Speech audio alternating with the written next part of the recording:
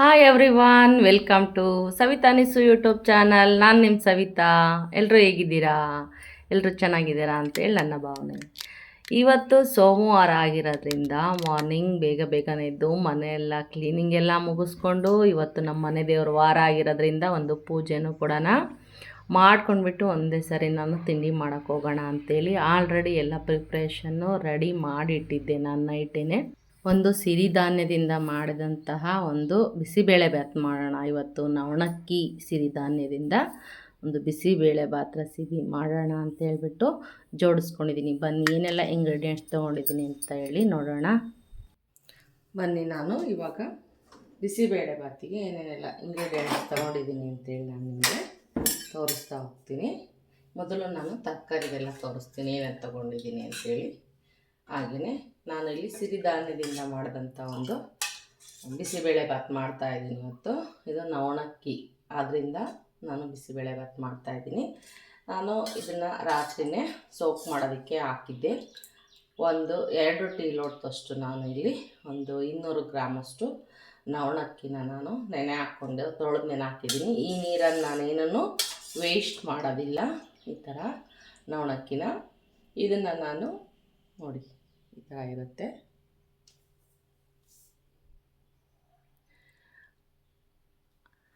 ಇದನ್ನು ನಾನು ಇವಾಗ ಹಾಕ್ತಾಯಿದ್ದೀನಿ ಬೇಯೋದಕ್ಕೆ. ಓಪನ್ನಾಗೆ ಬೇಯಿಸ್ತೀನಿ ನಾನು. ಕುಕ್ಕರನ್ನು ಲಿಡ್ಡನ್ನು ಕ್ಲೋಸ್ ಮಾಡೋದಿಲ್ಲ, ಹಾಗೆಯೇ ಬೇಯಿಸ್ತೀನಿ. ಹಾಗೆಯೇ ಅದಕ್ಕೆ ತೊಗರಿಬೇಳೆನೂ ಕೂಡ ಸೋಕ್ ಮಾಡಿದ್ದೆ. ಎರಡನ್ನೂ ಸೋಕ್ ಮಾಡೋದ್ರಿಂದ ಬೇಗನೂ ಬೇಯುತ್ತೆ ಮತ್ತು ನಮಗೆ ಹೆಲ್ತಿಗೆ ಕೂಡ ತುಂಬ ಒಳ್ಳೆಯದು ಅಂತ ತೊಗರಿಬೇಳೆ 2 ಟೀ ಲೋಟದಷ್ಟು ಅದು ಕೊಡಿ ನೆಂದು ಎಷ್ಟೊಂದು ಆಗಿದೆ ನೋಡಿರಿ. ಅದನ್ನು ತೊಳೆದು ಕ್ಲೀನಾಗಿ ನೆನೆ ಹಾಕಿದ್ದೆ. ಈ ನೀರನ್ನು ಕೂಡ ನಾನು ಚೆಲ್ಲಲ್ಲ. ಈ ನೀರಲ್ಲಿ ಎಲ್ಲ ಅಂಶನೂ ಬಿಟ್ಕೊಂಡಿರುತ್ತೆ. ಹಂಗಾಗಿ ಈ ನೀರನ್ನು ಡೈರೆಕ್ಟಾಗಿ ಹಾಕ್ತಾಯಿದ್ದೀನಿ. ಬೇಗ ಬೇಯುತ್ತೆ, ಸಾಫ್ಟಾಗಿ ಆಗುತ್ತೆ. ಹಂಗಾಗಿ ನಾನು ಎರಡನ್ನೂ ರಾತ್ರಿಯೇ ನೆನೆ ಹಾಕಿದ್ದೆ ಕೂಡ. ಹಾಗೆಯೇ ಜೊತೆಗೆ ಹಸಿ ಬಟಾಣಿ ಒಂದು ಜಾಮೂನ್ ಬೌಲಷ್ಟು ಹಾಕ್ತಾಯಿದ್ದೀನಿ. ಹಾಗೆಯೇ ಒಂದು ಚಿಕ್ಕದೊಂದು 3 ಟೊಮ್ಯಾಟೊ ಸೇರಿಸ್ತಾ ಇದ್ದೀನಿ. ಜೊತೆಗೆ ಚಿಕ್ಕದೊಂದು 2 ಕ್ಯಾರೆಟು, ಒಂದು 8-10 ಬೀನ್ಸು, ಹಾಗೆ ಒಂದು ಉಳ್ಳಾಗಡ್ಡಿ ಬೇಕಂದ್ರೆ ಹಾಕೋಬೋದು, ಬೇಡ ಅಂದರೆ ಬಿಡ್ಬೋದು. ಇಲ್ಲಿ ಉಳ್ಳಾಗಡ್ಡಿನ ಹಾಕ್ತಾಯಿದ್ದೀನಿ. ಇದಕ್ಕೆ ನಾವು ಇನ್ನೊಂದು ಸ್ವಲ್ಪ ಒಂದು ಅರ್ಧ ತಂಬಿಯಷ್ಟು ನೀರನ್ನು ಹಾಕಿ ಇದನ್ನು ಸ್ವಲ್ಪ ಎಣ್ಣೆ, ಸ್ವಲ್ಪ ಅರಿಶಿನ ಹಾಕ್ಬಿಟ್ಟು ಬೇಯೋದಕ್ಕಿಡೋಣ. ಉಪ್ಪು ಎಲ್ಲ ಆಮೇಲೆ ಹಾಕ್ಕೊಳ್ಳೋಣ, ಬೇಯಲಿ ಸ್ವಲ್ಪ ಇದು. ಇವಾಗ ಅದಕ್ಕೆ ಸ್ವಲ್ಪ ಅರಿಶಿನ, ಎಣ್ಣೆ ಹಾಕ್ತಾಯಿದ್ದೀನಿ. 1 ಟೀ ಸ್ಪೂನಷ್ಟು ಎಣ್ಣೆ ಹಾಕ್ತಾಯಿದ್ದೀನಿ. ಅರಿಶಿಣವನ್ನು ಕೂಡ ನಾನಿಲ್ಲಿ ಹಾಕ್ತಾಯಿದ್ದೀನಿ. ರುಚಿ ಮತ್ತು ಸಾಫ್ಟ್ ಎರಡು ಆಗುತ್ತೆ ಅಂತ. ಇವಾಗ ಇದನ್ನು ನಾನು ಬೇಯೋದಕ್ಕೆ ಇಡ್ತೀನಿ. ಇದನ್ನು ಬಾಯ್ಲ್ ಮಾಡೋಕ್ಕೆ ಇಟ್ಟಿದ್ದೀನಿ.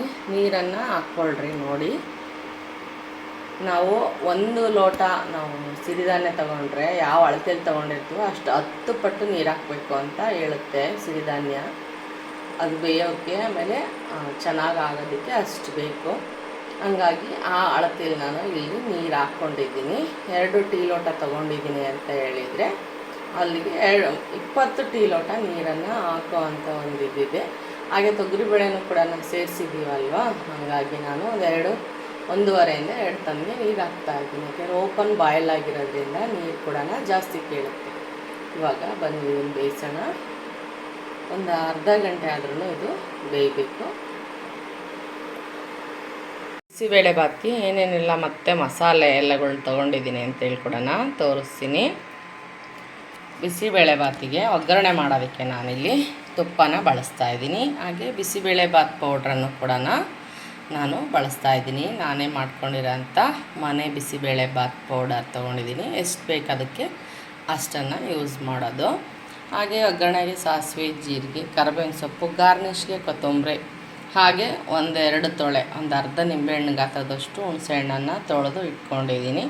ಹಾಗೆಯೇ ಆಲ್ರೆಡಿ ನಾನು ಬಿಸಿಬೇಳೆ ಬಾತ್ ಪೌಡ್ರಿಗೆ ಖಾರದ ಪುಡಿ ಮೆಣಸಿನ್ಕಾಯಿ ಬಳಸಿರೋದ್ರಿಂದ 1/4 ಟೇಬಲ್ ಸ್ಪೂನು ಖಾರದ ಪುಡಿನೂ ಕೂಡ ತೊಗೊಂಡಿದ್ದೀನಿ. ಹಾಗೆಯೇ ರುಚಿಗೆ ತಕ್ಕಷ್ಟು ಉಪ್ಪು, ಸ್ವಲ್ಪ ರುಚಿಗೆ ಬೆಲ್ಲನೂ ಕೂಡ ಯೂಸ್ ಮಾಡ್ತಾಯಿದ್ದೀನಿ. ಇದೆಲ್ಲನೂ ಕೂಡ ಅದು ಬೆಂದ ನಂತರ ತರಕಾರಿ ನವಣೆ ಎಲ್ಲನೂ ಬೆಂದ ನಂತರ ಬೇಳೆ ಆಮೇಲೆ ಇದನ್ನು ಒಗ್ಗರಣೆ ಮಾಡಿ ಸೇರಿಸೋದು ಹೇಗೆ ಅಂತಲೂ ಕೂಡ ನಾನು ನಿಮಗೆ ತೋರಿಸ್ಕೊಡ್ತೀನಿ ನೋಡಿ. ಈ ಥರ ಕುದೀತಾ ಇದೆ.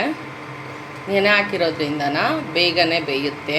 ಬೇಳೆ ಮತ್ತು ನವಣೆ ಚೆನ್ನಾಗಿ ಬಾಯ್ಲಾಗಲಿ. ನಾನು ಇವಾಗ ಇಲ್ಲಿ ಇಟ್ಟು 10 ನಿಮಿಷ ಆಗಿದೆ. ಇನ್ನೊಂದು 15-20 ನಿಮಿಷ ಇದು ಬೇಯಬೇಕು. ಇವಾಗ ಎಷ್ಟು ನೀರು ಹಾಕಿದ್ದೆ ನಾನು, ಈ ಥರ ಎಲ್ಲ ಬೆಂದ್ಬಿಟ್ಟಿದೆ ಚೆನ್ನಾಗಿ.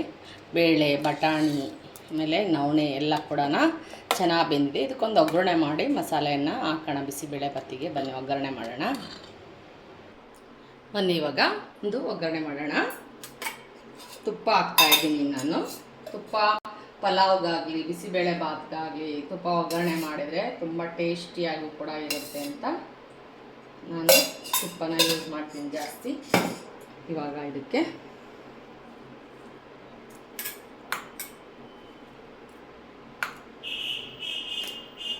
ಸಾಸಿವೆ ಹಾಕೋಣ, ಹಾಗೆ ಜೀರಿಗೆನೂ ಕೂಡ ಹಾಕೋಣ. ಒಗ್ಗರಣೆಗೆ ಕರಿಬೇವಿನ ಸೊಪ್ಪು ಹಾಕಿದ್ದು ಎಲ್ಲ ಸ್ಕಿಪ್ ಆಗಿಬಿಟ್ಟಿದೆ. ಬನ್ನಿ ಇವಾಗ ಇವಾಗ ನಾನು ಇದಕ್ಕೆಲ್ಲನೂ ಕೂಡ ಮಸಾಲೆನ ಸೇರಿಸ್ತೀನಿ. ನಮಗೆ ಎಷ್ಟು ಬೇಕು, ನಾನಿಲ್ಲಿ 1-2 ಟೇಬಲ್ ಸ್ಪೂನಷ್ಟು ಬಿಸಿಬೇಳೆ ಬಾತ್ ಪೌಡ್ರನ್ನು ಹಾಕ್ಕೊತಾ ಇದ್ದೀನಿ. ಇಷ್ಟು ಹಾಕ್ತಾಯಿದ್ದೀನಿ, 2 ಟೇಬಲ್ ಸ್ಪೂನು. ಹಾಗೆಯೇ 1/4 ಟೇಬಲ್ ಸ್ಪೂನು ಖಾರ ಪುಡಿ ತೊಗೊಂಡಿದ್ನಲ್ವ ಅದನ್ನು ಕೂಡ ಸೇರಿಸ್ತಾ ಇದ್ದೀನಿ. ಇವಾಗ ರುಚಿಗೆ ತಕ್ಕಷ್ಟು ಉಪ್ಪು, ಸ್ವಲ್ಪ ಬೆಲ್ಲನ ಕೂಡ ಹಾಕ್ತಾಯಿದ್ದೀನಿ. ಜೊತೆಗೆ ಹುಣಸೆ ಹಣ್ಣನ್ನು ತೊಳೆದು ಇಟ್ಕೊಂಡಿದ್ನಲ್ಲ ಅದ್ರ ಪಲ್ಪನ್ನು ಕೂಡ ಇಲ್ಲಿ ಸೇರಿಸ್ತಾ ಇದ್ದೀನಿ. ನಿಮಗೆ ಎಷ್ಟು ಬೇಕೋ ಅಷ್ಟು ನೀರನ್ನು ಯೂಸ್ ಮಾಡ್ಕೋಬೋದು. ತೆಳ್ಳಗೆ ಬೇಕಾ ಅಂದರೆ ತೆಳ್ಳಗೆ ಮಾಡ್ಕೊಳ್ಳಿ, ಗಟ್ಟಿಗೆ ಬೇಕಂದರೆ ಗಟ್ಟಿಗೆ ಮಾಡ್ಕೊಳ್ಳಿ. ಅದು ಸ್ವಲ್ಪ ತೆಳ್ಳಗೆ ಮಾಡಿದರೆ ತಿನ್ನೋದೊಂದು ಅರ್ಧ ಗಂಟೆ ಬಿಟ್ಟರೆ ಮತ್ತೆ ಗಟ್ಟಿ ಆಗಿಬಿಡುತ್ತೆ. ಅದು ಬೇಳೆದು ಎಲ್ಲನೂ ಕೂಡ ಸಿರಿಧಾನ್ಯ ಅಥವಾ ಅಕ್ಕಿ ಯಾವುದಾಗಿ ಗಂಜಿ ಬಿಟ್ಕೊಂಡ್ಮೇಲೆ ಗಟ್ಟಿಯಾಗಿಬಿಡುತ್ತೆ. ನೋಡಿ ನಾನು ಈ ಕನ್ಸಿಸ್ಟೆನ್ಸಿ ಒಳಗೆ ಮಾಡಿದ್ದೀನಿ. 1 ಕುದಿನ ಕುದಿಸ್ತೀನಿ ನಾನು. ಹಾಗೆ ಒಗ್ಗರಣೆ ಮಾಡಿರೋದನ್ನು ಕೂಡ ಇಲ್ಲಿ ಸೇರಿಸ್ತಾ ಇದ್ದೀನಿ. ನೀವು ಕ್ಯಾಪ್ಸಿಕಮ್ಮು ಏನಾದರೂ ಇದ್ದರೆ ಫ್ರೈ ಮಾಡಿ ಹಾಕ್ಕೋಬೋದು. ಶೇಂಗಾ ಬೇರೆ ಹಾಕೋಣೋದಾದರೆ ಹಾಕ್ಕೋಬೋದು.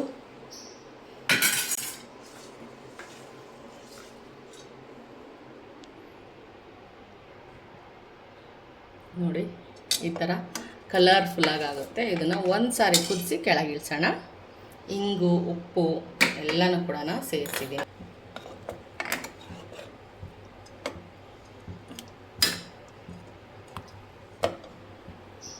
ಕುದೀತಾ ಇದೆ. ಇದನ್ನ ಸ್ಟವನ್ನು ಆಫ್ ಮಾಡೋಣ. ಇವಾಗ ಸ್ವಲ್ಪ ತಣ್ಣಗಾದ್ಮೇಲೆ ಕೊತ್ತಂಬರಿ ಸೊಪ್ಪು ಹಾಕಿ ಸರ್ವ್ ಮಾಡೋಣ.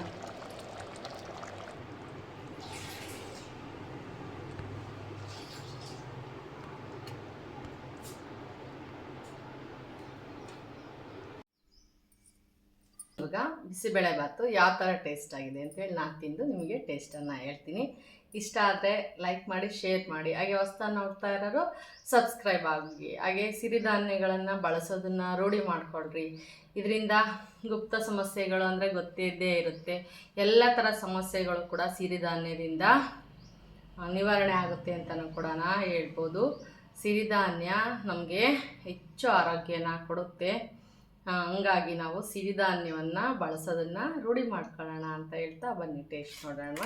ನೋಡಿ, ಹಾಗೆ ಸ್ವಲ್ಪ ಬೂಂದಿ ಖಾರ ಇದ್ದರೆ ಇನ್ನೂ ಚೆನ್ನಾಗಿರುತ್ತೆ. ನಾನಿಲ್ಲಿ ಬೂಂದಿ ಖಾರ ಇಲ್ಲ, ಮನೆಯಲ್ಲಿ ಸಪ್ರೇಟಾಗಿ ನಾವು ಸ್ವೀಟ್ಸ್ ತಿನ್ನೋಂಥ ಖಾರ ಇದೆ, ಸೇಬ್ ಖಾರ. ಹಂಗಾಗಿ ಅದನ್ನು ಹಾಕ್ಕೊಂಡು ತಿಂದು ಟೇಸ್ಟನ್ನು ಹೇಳ್ತೀನಿ.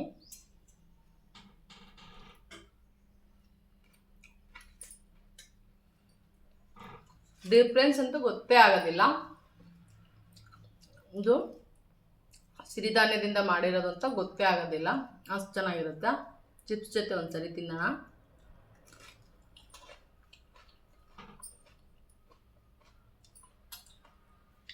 ಒಳ್ಳೆ ಕಾಂಬಿನೇಷನ್ನು.